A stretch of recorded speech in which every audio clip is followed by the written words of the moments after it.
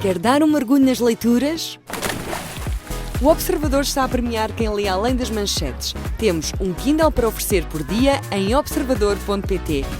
15 dias, 15 Kindles. Assine hoje o Observador com mais de 45% de desconto e habilite-se a ganhar. Assinar o Observador. Nunca soube tão a férias. Os telemóveis entraram nas escolas, nas famílias. Sim. Às vezes há famílias que o telemóvel é a matriarca. Manda, o ecrã é que manda quando é que estamos juntos ou quando é que não estamos. Exato. Portanto, eles entraram sem nós pararmos para pensar, espera lá, isto precisa de regras e limites como um jogo de futebol. Não, deixámos entrar.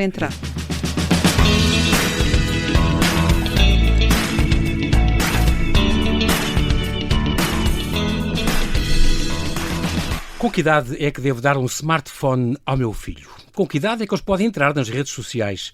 O que é que se considera o uso excessivo da internet por parte de crianças e jovens? Será que o meu filho está viciado na net? E a que sinais de alerta devo estar atento? Convidei Ivone Patrão. Ela é psicóloga clínica, mestre em Psicologia da Saúde, psicoterapeuta, terapeuta familiar, professora e investigadora na área dos comportamentos e da dependência online, para nos falar destas questões, e ela trouxe o seu livro Ainda Vamos a Tempo, o que podemos fazer para resgatar os nossos filhos dos ecrãs. Sabe quais são os perigos do sharenting? Conhece alguém que sofre de hikikomori? O que é que acha de bebés e crianças a comer com um ecrã à frente? Já há até restaurantes que os disponibilizam. Proibir o telemóvel na escola, sim ou não? Há quem defenda que é o último local para o fazer. Adolescentes a jogar videojogos pela noite dentro e a busca de pornografia por crianças a partir dos 18 anos. Tantas questões. Como navegar com segurança neste admirável mundo novo? Olá, Ivone, e bem-ajas de ter aceitado este meu convite. Bem-vinda à Rádio Observador. Olá. É um grande prazer estar a falar contigo sobre este assunto. Tu, no fundo, como eu já expliquei isso, psicologia clínica, onde passaste, tu és uma cara do ISPA, tudo o que fizeste quase no ISPA, estagiaste no Centro de Saúde de Peniche. Estiveste lá? É verdade, Centro de Saúde de Peniche e Óbidos, andei pelo sim, Oeste, eu sou do Oeste. Eu sou do Oeste. Não sabia. Eu nasci nas Caldas da Rainha e vivi em Peniche até aos 17 anos e depois retomei a Peniche exatamente para começar a estagiar e a trabalhar. Isto dos centros de saúde já tem psicólogos? Todos têm? Eu achava que era uma coisa que queriam conquistar isso, mas ainda não havia. Todos os centros de saúde deveriam ter, não sim. Um psicólogo, deveriam ter muito mais psicólogos. Eu até sou adepta do psicólogo da família. Giro, também sim. sou terapeuta familiar, Boa. portanto, Exato. meto aqui já a brasa a pois não é uma competência obrigatória de todos os centros de saúde, a ter a psicologia, a consulta de psicologia. Deveriam ter, não é? Mas não muitos dos nossos centros... não... Isso é como as escolas, não é? É obrigatório as escolas terem, mas eu conheço, em Oeiras onde eu moro, há uma psicóloga para agrupamento de 5 escolas. Isso quer dizer, não há que cheguem, dizem eles. Que não há dinheiro que chegue. Não há, no fundo, um psicólogo com um rácio suficiente para todos os centros de saúde. Hoje em dia nem temos, não é? Temos agrupamentos de centros de saúde e unidades locais de saúde. Mas era suposto, não é? Deveríamos rebustecer as nossas idealmente. equipas. Sim. Penso que a nossa Ordem dos Psicólogos tem vindo também a desenvolver aqui um papel importante nesse robustecer. OPP. Exatamente. Ordem dos Psicólogos Portugueses. És também mestre em Psicologia da Saúde, que tiraste com uma bolsa de mérito, e especializaste depois em Psicoterapia Cognitivo-Comportamental e doutoraste em Psicologia da Saúde, e também com uma bolsa da Fundação de Ciência e Tecnologia. É verdade, já foi há tanto tempo. Não foi há muito, foi muito recentemente. E és terapeuta familiar também. Então, nesta Sociedade de Terapia Familiar, estiveste lá 4 anos a tornar-te terapeuta familiar. Daí a tua estaleca que tu tens. Fizeste um estágio em Cabo Verde, em Ilha de São Vicente. É verdade. Um beijinho para São Vicente. Lá, para São Vicente que lá fizeste. Exato, para São Vicente, para o Sal e para a praia. Instituto Cabo-Verdiano de Menores. Exato. Já lidavas muito à questão dos adolescentes e é o que tu gostas muito. Na altura aprendemos muito, porque eu estava a trabalhar cá e trabalhava com crianças e jovens e famílias de Cabo Verde e de outras nacionalidades dos PALOP, e tão importante irmos lá beber da cultura deles, porque tem as suas diferenças, e compreendermos como é que é vista a criança, como é que é visto o jovem, como é que é a autonomia. Porque muda tudo, não é? É muito diferente. O esquema mental de tudo deve ser giro, adaptar-se a isso. E é importante nós... porque a relação terapêutica e a relação de proximidade é muito válida, é muito rica para conseguirmos alguma mudança de comportamento e até a compreensão desta pessoa e da sua narrativa. Portanto, a importância que é também bebermos da sua cultura. Foram tempos mágicos. Daqui um beijinho para as minhas colegas que me acompanharam nessa viagem, nesse estágio, porque foi memorável. Neste teu estágio cabo-verdiano. Os problemas, concretamente, dos miúdos e adolescentes, são muito transversais, ou achaste que eles tinham conselheiros próprios, cá tens outros, que em consulta tu vês, e há muitos comuns? Sim, há muitas questões comuns, mas as famílias cabo-verdianas são muito próximas, são muito cuidadoras, são muito comunidade. Se não está a mãe, está a avó, está a tia, está a prima. São muito alargadas também, não é? São muito alargadas. E se comparamos, quando vêm para a Grande Lisboa, é difícil manter estas comunidades. Exato. Não é? E não sei se a certa altura, muitas vezes a tecnologia, com o avançar da tecnologia, a integração da tecnologia na nossa vida, se não veio aqui alargar e fazer o aproximar à comunidade que, não estando em Portugal, está lá, não é? Sim. E aí é o lado positivo que a tecnologia até nos pode trazer e que pode trazer para estas pessoas que emigram para o nosso país. E que pode trazer essa proximidade, para não começarmos já a falar da tecnologia como algo negativo. Sim, exatamente. Não, porque é positivo, és a primeira a dizer isto também neste teu livro, é importantíssima a tecnologia, nós precisamos dela e tudo, isso claro que sim, é melhor ficar já isto aqui, este disclaimer. Exato. E depois também tiveste uma ação muito engraçada, eu tenho aqui, tu tens artigos e orientaste teses e coisas extraordinárias, passaste muito por Espanha também, no Instituto Catalão de Oncologia, em Barcelona, na Complutense de Madrid, Alicante, Valência. Tens aqui um prémio de jovem investigador de mérito com este self-control o autocontrole em adolescentes, o mediador entre a comida, food addiction, a adição a quem come compulsivamente, e a insónia. É engraçado. Um trabalho que fizeste em coautoria. Sim, está ligado com as pessoas com os colegas, Filipe distúrbios Pimenta, alimentares e insónia. com a colega Filipe Pimenta, Marta Uva. É do ano passado, aliás. Exato. 94. E o Rui que Costa. recebeu um prémio. Exato. Porque, de facto, estamos problemas ligados. Estamos pouco preocupados a olhar para este fenómeno com outra dimensão, com esta dimensão de como é que impacta também na nossa saúde física. Se nós não dormirmos, não ficamos bem, não conseguimos. Sim, tudo o resto se afeta, não é? Claro. É muito bonito importante, essa coisa holística, esta visão. Claro. Afeta a coisa psicossomática e tudo isto, não é? Claro. Se não, outras áreas do nosso conhecimento, da nossa relação. Se não investirmos na nossa alimentação, não é? Também isso tem repercussões na nossa saúde física e na saúde mental. E é muito tão interessante que percebemos que alterações do comportamento alimentar também estão associadas a alterações do consumo da tecnologia. Portanto, ficamos a pensar que há aqui um certo escapismo para algumas emoções negativas. Quando não nos sentimos bem, não controlamos esse tipo de emoções e não controlamos o nosso comportamento, então refugiamos na tecnologia. Eu sei que as pessoas que nos estão a ouvir, isto faz sentido, mas é tão difícil pôr o dedo na ferida e de repente começarmos a pensar: eu às vezes faço isto, eu às vezes fujo mesmo ali para o ecrã para ver se ele é meu amigo, se me dá coisas boas. Se me dá elogios, é uma coisa que tu falas muito. A pessoa vem da escola, o miúdo vem da escola. Quanto tempo demora? Quantas horas, minutos, horas, é que até ouvir o primeiro elogio a dizer: estás tão coisa, ou que bem que isto foi, parabéns pelo teu teste, qualquer coisa. Ao passo que eles agarram-se à net, começam um videojogo, um rapaz, normalmente, ou elas, mais nas redes sociais, por exemplo, tal e qual. E daí a bocado põe uma fotografia no Instagram: que sorte, estás linda, não, o teu cabelo está tão giro, ou ele no jogo, conseguiste este nível, és ótimo. Pois, isso é recebe imediato. elogios logo. Isso é dopamina. O cérebro a funcionar e a chamar-te. O algoritmo a conseguir que tu fiques agarrada.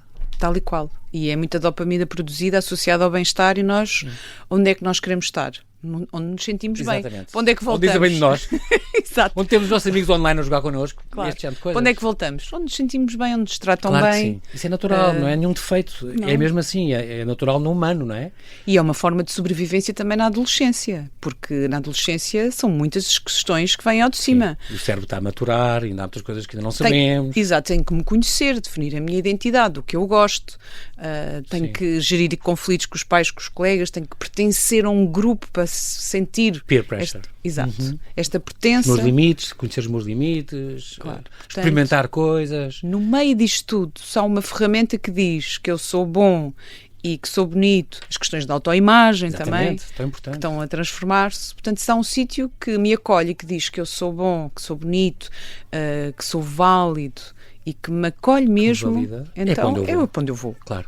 Eu não me sinto bem. E, sobretudo, eu às vezes fico preocupada é quando também só falamos disto e esquecemos de falar do que acontece cá fora, no offline. Pensamos só, pronto, então o mundo online real, assim. É um concorrente desleal e baixamos os braços e pronto, porque ele é ótimo e agarra-os e eles ficam ali. Estamos ali passivos. Exato. Então e o outro lado? Nós temos que construir esse outro lado. Dá trabalho, mas temos que construir este outro lado offline. É como tu dizes com a supervisão parental. Meus queridos pais, é importante fazer, até quando damos o primeiro telemóvel, já lá vamos falar disso, quando damos o primeiro telemóvel ou o primeiro ecrã e haver essa negociação, haver regras, não sei o quê, mas é importantíssima a supervisão parental. Mas, queridos pais, uma má notícia, dá trabalho. Exato. Eu adoro, tu és muito clara nisso. É assim, dá trabalho, não se faz nada, cai do céu, pessoas preparem-se para ter um bocadinho de trabalho. Mas depois compensa e vale a pena, porque vêm os filhos a criar adultos responsáveis, com relações cá fora. Não compensa no dia a seguir. Porque no dia a seguir continua a dar trabalho. Claro. E continua a dar trabalho. E é um às vezes... investimento que se faz e que é importante fazer. Mas não sei se o nosso cérebro não está a pensar em investimentos daqueles que compramos uma casa e vendemos mais caro, ou compramos ações, ou não sei, malta que é gestora e que está muito pensada, está muito focada neste tipo para a mais-valia. Exato, para a mais-valia. Não sei se não estamos muito habituados e formatados para isto e esquecemos que o investir no amor, na relação, tem frutos para o desenvolvimento de uma criança e de um jovem, não é naquele dia que se vêem, é à frente. Para a vida dele, para a vida para adulta, a vida, para tudo. Eu acho que nós já nos esquecemos que uma criança, quando nasce, é um bem precioso e a primeira coisa que fazemos é este toque pele a pele e ela precisa do vínculo, precisa da proteção, da segurança, do cuidar, que estejam ali para ela. Ela não sabe andar, não sabe nada, não é? Portanto, está ali... Está dependente, não é? Está dependente. E bem... É um dependente, neste caso é um dependente bem, porque... Também já fomos assim, e é assim que toda a gente começa. Exatamente. E esquecemos disto. Esquecemos que vamos sempre continuar a precisar do toque da pele, da proteção, da segurança, do abraço. É a primeira coisa que o teu corpo conhece quando sai cá para fora, quando, não é? Mas ao longo da vida vamos sempre precisar disso, deste vínculo. O colo. Exato. E eu sou otimista, ou ainda vamos a tempo a isto. Esta mensagem de otimismo. Estava-te a dizer há bocado isso mesmo, Ivone. Ainda vamos a tempo. É o título do teu livro. Pensei, não, é isto que para mim faz a diferença nesta psicóloga e nesta obra. Ainda vamos a tempo não está nada perdido. Há que dar esta nota de esperança. Podemos ajudar os nossos filhos, os nossos amigos, os nossos afilhados, os nossos sobrinhos. Podemos fazer alguma coisa. E isto não é um livro, isto não é um livro só para crianças pequenas ou para quem tem adolescentes. Não é para todos nós. Porque todos nós consumimos ecrãs. Claro que a preocupação é nas crianças e nos jovens porque se estão a desenvolver a formar. E tem impacto no seu desenvolvimento, já sabemos que tem impacto significativo. Uma criança até aos 2 anos de idade não deve ter um ecrã. São as recomendações da Organização Mundial de Saúde. Exato. Até aos 2 anos, zero ecrã. 0 horas de ecrã. Porquê? Porque nós já sabemos que isso tem impacto na linguagem, no desenvolvimento da linguagem, no desenvolvimento motor. Uma criança sentada, que não desenvolve a fala, que não desenvolve o interesse pelo outro, que não se mexe. A receber, animação, luzes, cores, isso vai atrasar todo o desenvolvimento, vai atrasar o desenvolvimento relacional, a sua socialização, o seu desenvolvimento cognitivo, e não é isto que nós queremos. Não, claro que não. Portanto, vamos a tempo com os mais pequenos, mas também vamos a tempo connosco. Há estudos que dizem, Ivone, que até a nível da formação de massa cinzenta, um miúdo que esteja 20 horas, como já tiveste no teu consultório, 20 horas agarrado ao computador, fixamente meses e tempos, dias, semanas seguidas, desenvolve menos massa cinzenta e menos... A última revisão, a última revisão de estudos que eu li na questão do desenvolvimento cerebral e no fundo da neurobiologia, refere mesmo isto. Nós, no fundo, é como se estivéssemos a nascer com menos massa cinzenta, porque estamos a utilizar... Estamos a utilizar menos, portanto não exercitamos, portanto ela está a ficar mais reduzida. Também há aqueles estudos mesmo na questão dos videojogos, também é uma coisa polémica, que dizem, há limites, não é? Já vamos falar disso, de onde é que é a linha entre o uso excessivo e a dependência, são coisas diferentes, mas que dizem que há um livro mesmo de um americano, um investigador famoso, que diz, é muito importante para os miúdos jogarem jogos de computador, porque está provado ao longo destas décadas, desde que há estes videojogos, que hoje também são diferentes, há 30 anos, mas pronto. Muito diferentes.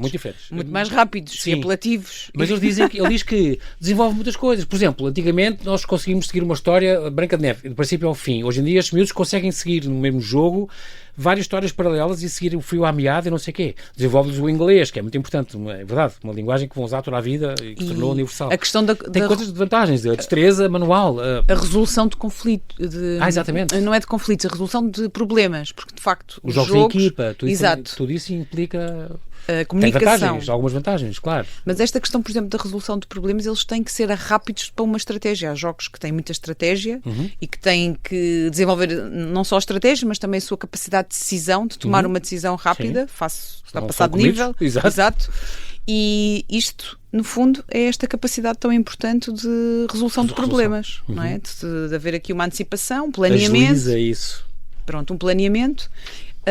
Portanto, não é de facto tudo mau. Nem o jogo, nem as redes sociais, porque nos mantêm em contacto, e um jovem tímido pode ser o primeiro desbloquear a conversa, não é? Da conversa. Sim. Mas de facto também tem um lado negativo e temos que nos preocupar e saber. É isso que eu ia dizer, pelo menos informar-nos. Isto pode ser mau nestas circunstâncias, ou se o tempo passar mais do que não sei o quê. Portanto, e as pessoas, sabendo isso, devem, se quiserem que a pessoa chegue a um adulto inteligente, responsável e com capacidade de pensar e de se verbalizar as coisas e ter boa linguagem e bom pensamento, então, nessa altura, como gerir, como regras, mas eu já diálogos, estou muito ativa nesta área, mais ou menos há 15 anos. Talvez este ano faça 15 anos.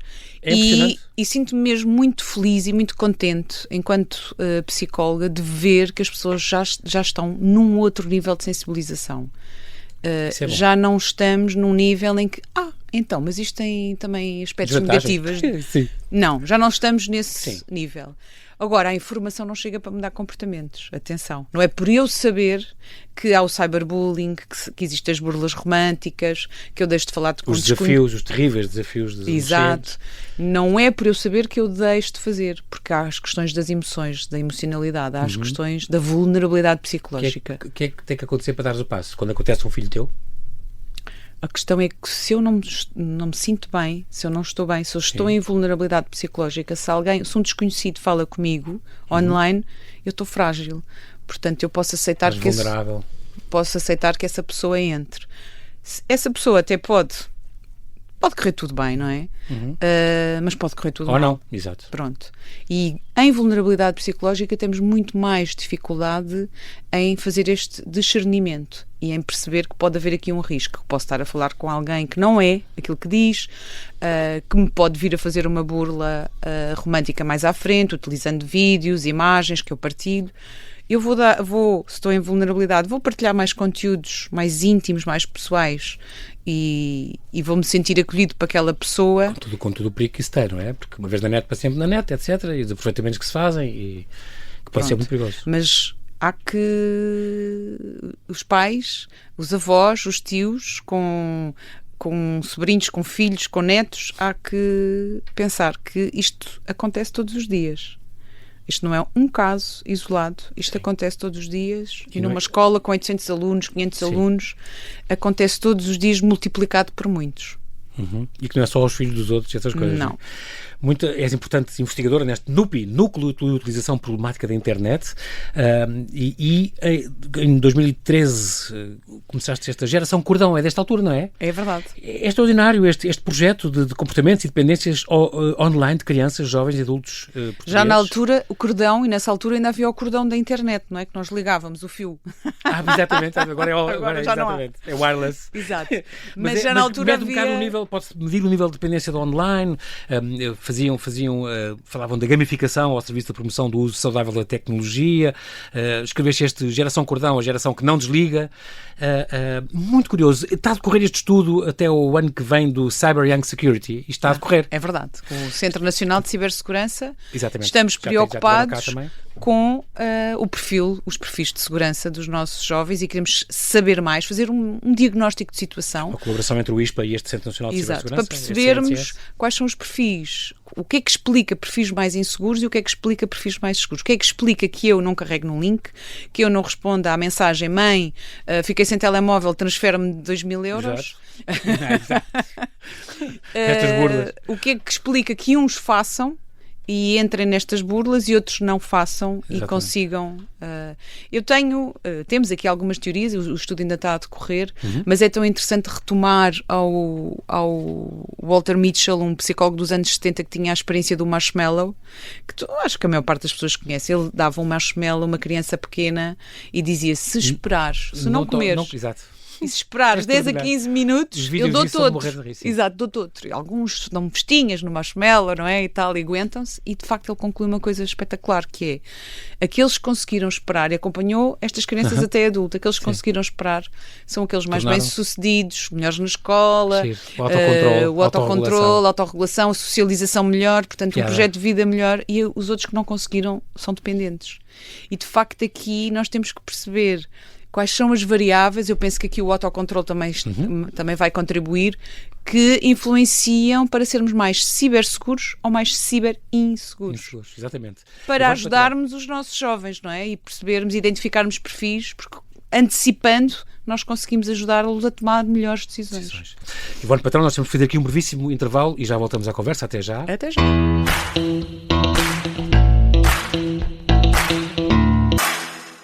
Esta é a história do ano em que 2 grupos terroristas internacionais atacaram em Portugal.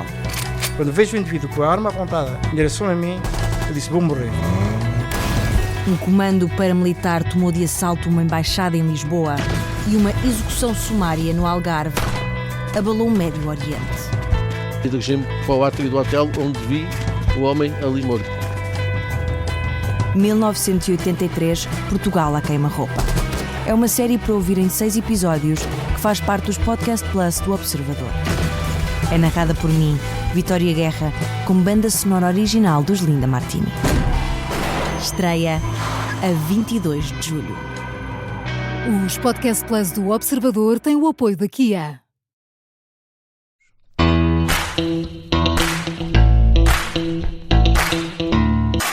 E estamos a conversar com Ivone Patrão. Ela é psicóloga clínica, mestre em Psicologia da Saúde, psicoterapeuta, professora e investigadora, que nos vai falar do seu livro Ainda Vamos a Tempo, o que podemos fazer para resgatar os nossos filhos dos ecrãs. Estamos agora a falar, e continuamos a falar destes teus projetos, que eu gosto muito do sítio onde tu estás. Ainda antes de chegar ao livro tens tanta coisa que é extraordinário. Adoro o teu apoio de teses de doutoramento, como este do Rui Costa, por exemplo, que fizeste já há 20 anos. O nome da tese é Uma vida a cuidar dos outros, até perceber que quem precisa de cuidados sou eu.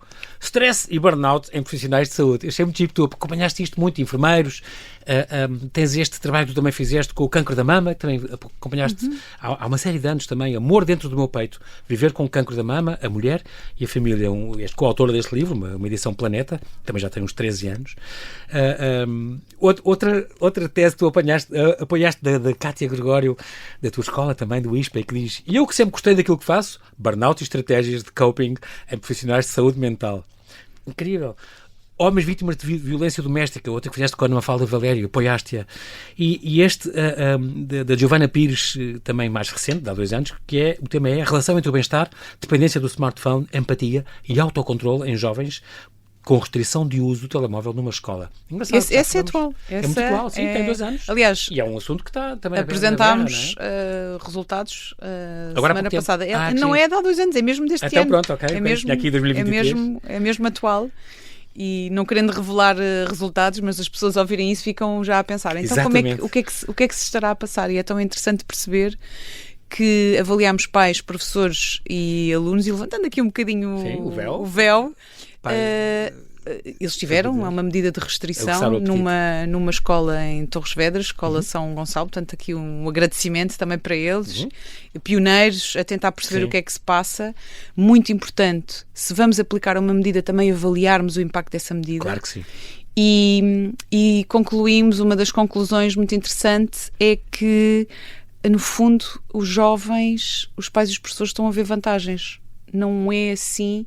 E estamos a falar de restrição. E é total proibição ou é restrição? Ou estamos a falar de horas? Exatamente. Ou, em contexto de sala de aula, o quê? Estamos a falar de restrição do uso do telemóvel. Eu não gosto de falar da palavra proibição. Parece que não podemos.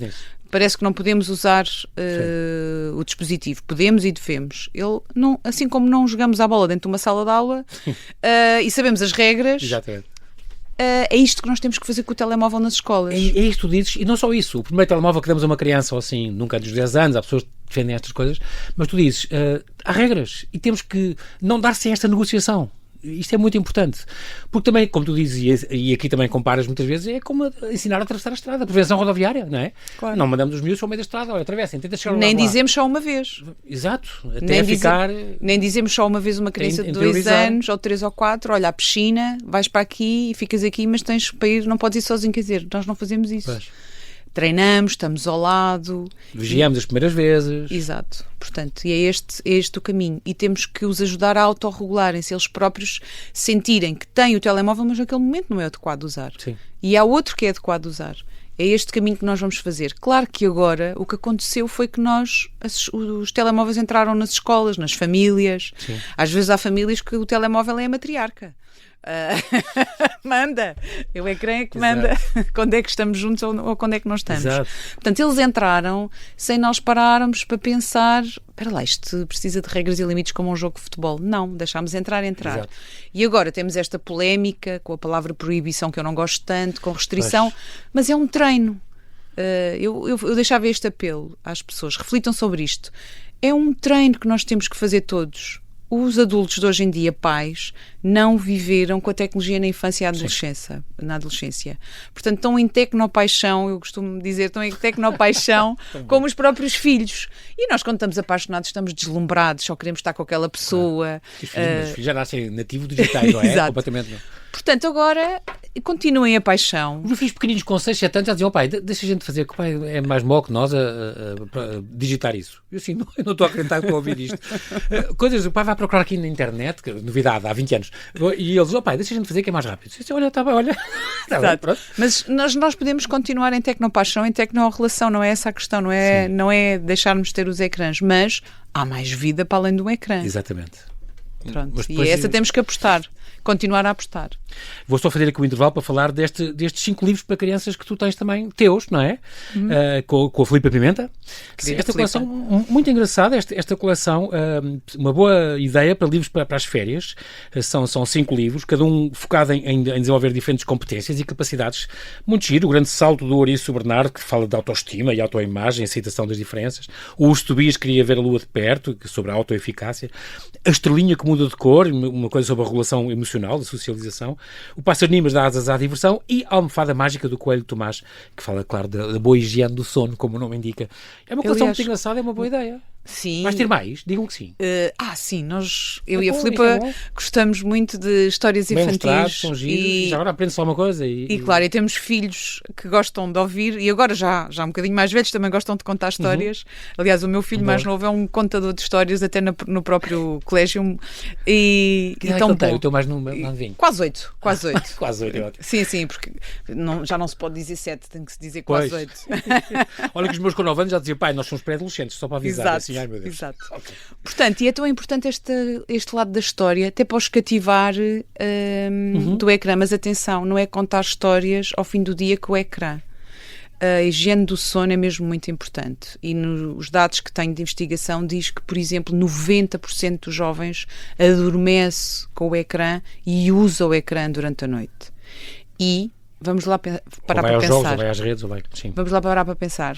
Se nós fizermos noitadas todas as noites ou turnos todas as noites, não vamos conseguir estar atentos e concentrados para as nossas tarefas no dia a seguir. No dia a seguir na escola, claro. Eu tenho muita empatia pelos professores, porque vão muitas vezes receber alunos que estão ou muito irritados porque não dormiram ou sonolentos. Pois. Portanto, um apelo a todos os pais. Vejam lá onde é que está o telefone durante a noite, porque se tivesse aqui a professora Teresa Paiva, especialista do sono, diria assim... Já esteve cá, sim, claro.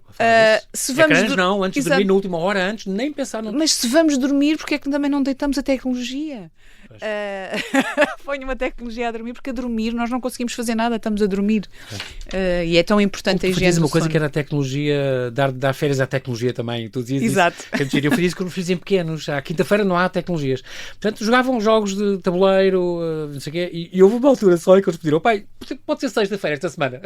Porque da quinta temos um jogo fantástico. Está bem, ok.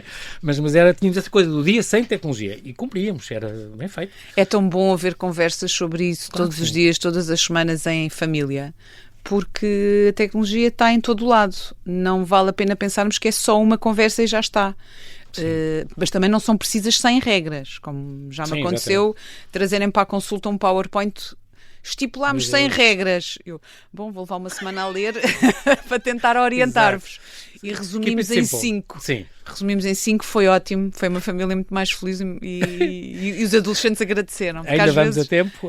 Este livro, já com o prefácio do Daniel Sampaio, o querido professor Daniel Sampaio, que foi lançado no 1º de maio, Dia do Trabalhador, muito bem, na FNAC da Avenida de Roma, e onde que tinha escrito contigo as dependências online, o poder das tecnologias, já Começámos aí os dois. Há quase 9 anos. Porque o NUPI era do Hospital Santa Maria, o professor Daniel era diretor Sim, de serviço e nós estávamos lá a trabalhar com ele e bem, ele foi pioneiro a abrir espaço para esta área. Sim.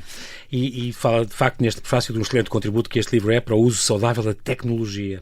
Muito importante porque também falas nesta série da Netflix, esta adolescência, que aliás na Inglaterra é obrigatória passar nas escolas, vão passar todas, e vão falar sobre isso, que fala muito esta questão do bullying, por exemplo, a exposição excessiva ao digital, os perigos do radicalismo online.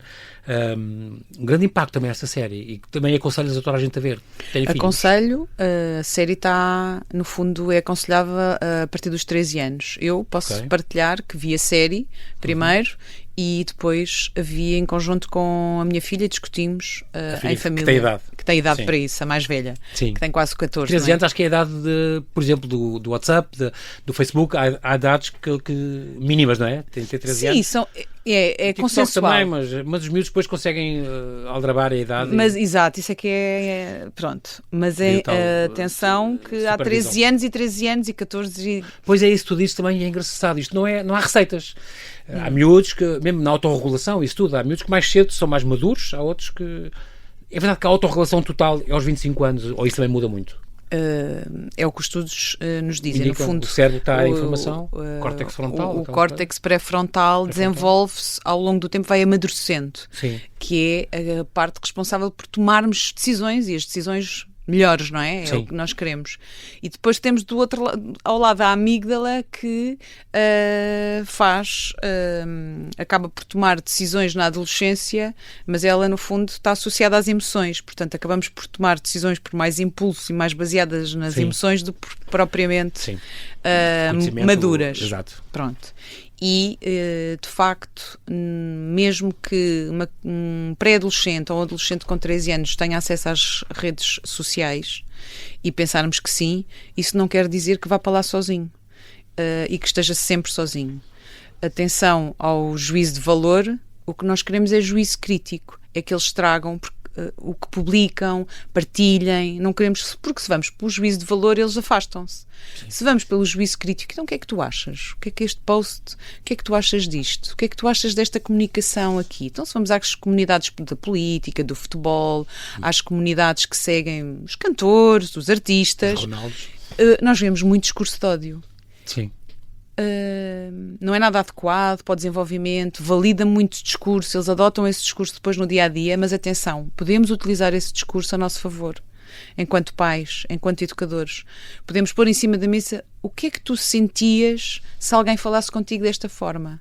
Estamos a perder muita empatia. Aliás, um dos dados que nós temos, fizemos um estudo com a APAV e percebemos isto. Aqueles que estão mais dependentes da tecnologia são aqueles que cotam zero a empatia. Perdem esse e esta competência socioemocional é muito importante para as nossas relações, para aquilo que realmente importa e que deve ser a prioridade na nossa vida, que é conseguirmos estar uns com os outros e mantermos aquele vínculo que temos desde pequeninos, não é?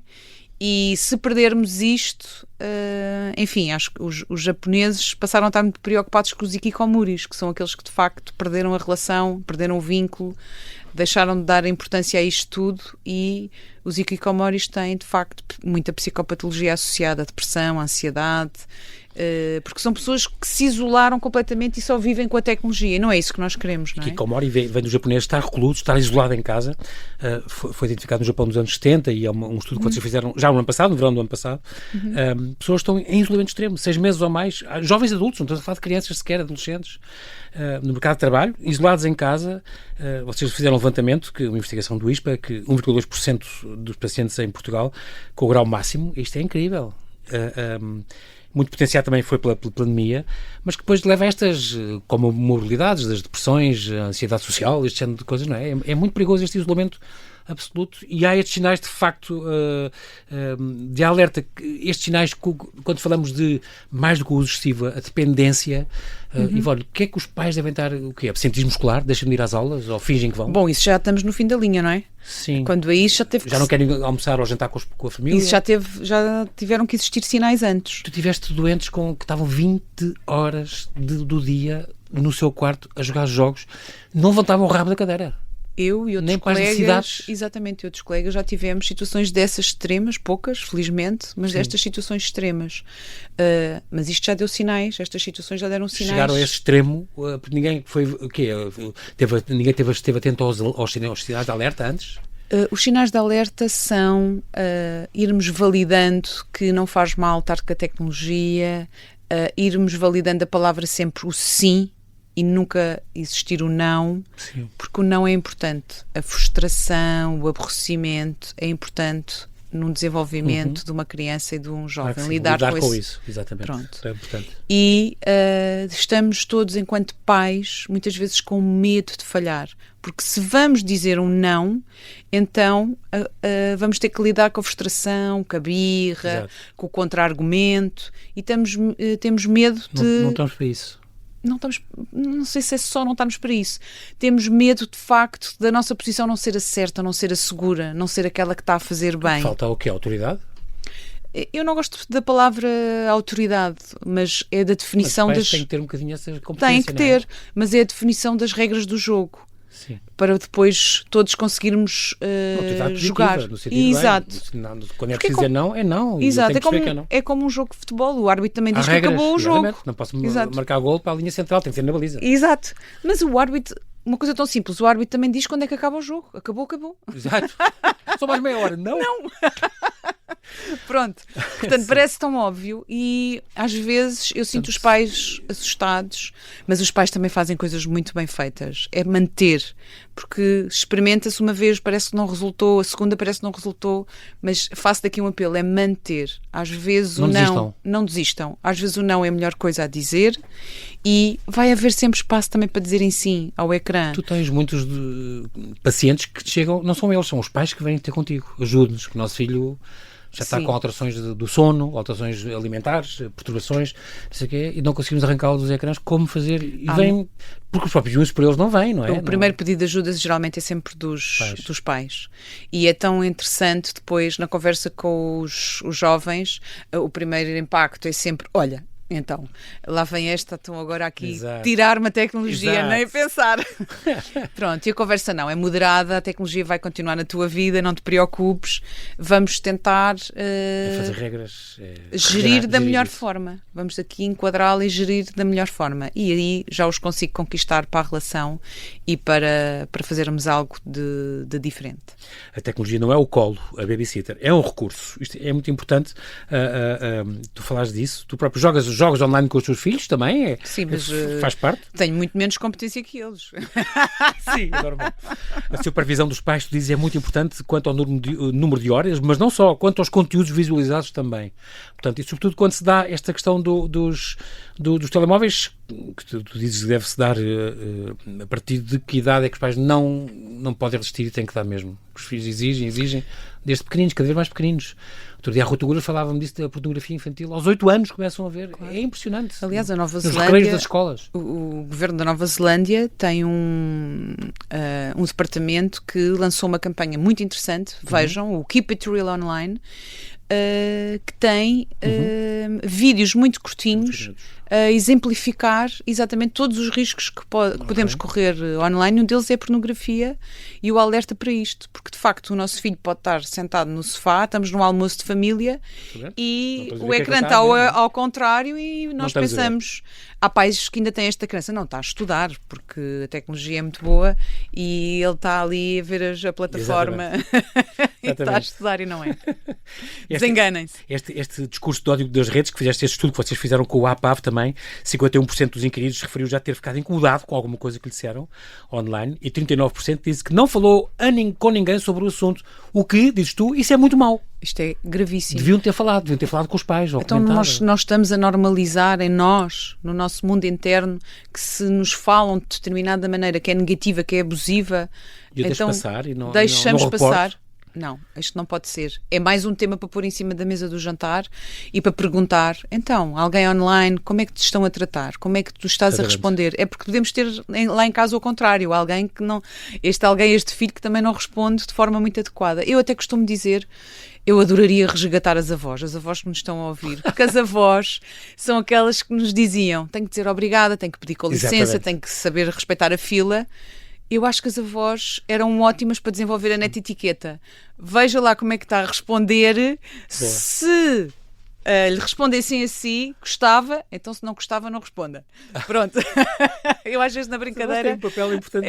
Muito importante. Eu acho que devíamos resgatar os avós mais para a tecnologia e ajudar, e em parceria com os netos, discutir, porque elas de facto têm, elas e eles, não é? Têm este aporte essencial e nós precisamos de falar disto em família. Não é só sobre a alimentação, sobre as notas... É o dia-a-dia que é o ecrã. E como é que está a correr e como é que nós nos devemos comportar lá dentro. O exemplo dos pais é extraordinariamente importante e tu dizes aqui, há muitas crianças que desejariam dizer aos pais, pai, larga o telemóvel e brinca comigo. Claramente. É uma dor profunda ouvir isto. Sim, eu já ouvi, atenção. Para não... Todos nós já ouvimos claro isto. Que sim. Porque todos nós podemos... É muito importante. Nós aprendemos pelo modelo, por vermos o modelo. E atenção que nós já não somos só modelo presencial. Os nossos filhos também já veem o que nós fazemos dentro da tecnologia ou com a tecnologia. Sim. Já veem como é que utilizamos a tecnologia. Portanto, somos modelo presencial e virtual. Convém haver alguma coerência. Qualquer dia os teus filhos, como os meus, ou podem ouvir a minha entrevista, que eu bem digo que não ouvem, os teus também podem ouvir o teu do Milho à Pipoca, a tua entrevista de conversa de vida que tu fazes também, extraordinário. Eu e a Filipa Pimenta. Está bem, aqui mencionada, já falámos dela. E também, por exemplo, essa questão nas escolas, nós temos que terminar, temos mesmo a acabar. Nas escolas, por exemplo, na Suécia, terem acabado com os ecrãs, voltaram atrás e disseram, não, vamos voltar aos livros com papel e aos lápis e aos cadernos e às canetas. Não há ecrãs na escola. Que é outro salto mais para trás, perceberam que estava a ser um dano. É algo que nós podemos, eu levei sempre, mas é algo que nós podemos levar sempre quando vamos sair com os nossos filhos. Uma bolsinha com cadernos, com histórias, com lápis, canetas. E esta polémica... Não é só o iPad. Sim. Esta polémica, portanto, de restringir na escola, restringir. Sim. Dentro da sala de aula, eu lembro da minha irmã que dava aulas num colégio em Lisboa, fotografias no recreio, todos sentados nos banquinhos com os telemóveis cada um. E há quem diga, não, é o último sítio onde se pode tirar telemóveis é na escola. E eles estão em grupo, estão ali sozinhos, parece bem que sozinhos, mas não estão em grupo. Mas é uma dor de alma não poderem estar a correr e a saltar. Mas é tão triste entrar numa escola e é a hora letiva e está tudo dentro silêncio. E está tudo nas salas, sim. Mas depois quando vemos o intervalo pensamos assim, eles vão sair todos dali e vão brincar o quê? Como é que? Porque é árido, não está investido. Portanto, temos que investir, mas não deve ser nós para eles. Pode ser com eles. Como é que vamos criar este espaço melhor para nós brincarmos, esfolarmos os joelhos, conversarmos uns com os outros no intervalo? Perdeu-se um pouco isso.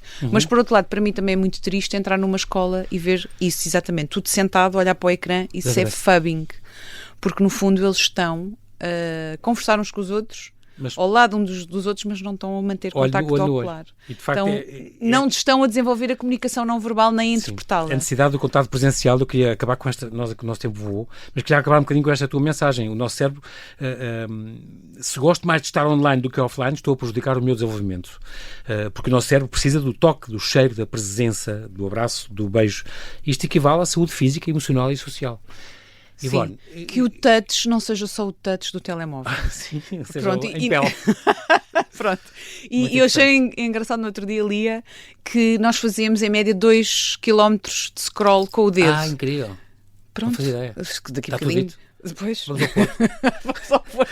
Ivone Patrão, muito obrigado pela tua disponibilidade em vir aqui à Rádio Observador. Foi um grande prazer. Um gosto. Fica aqui a sugestão em final, então, deste último livro. Ainda vamos a tempo. O que podemos fazer para resgatar os nossos filhos dos ecrãs, este guia, este manual tão importante, editado pela Contraponto. Bem-ajas, Ivone, e até breve. Muito obrigada.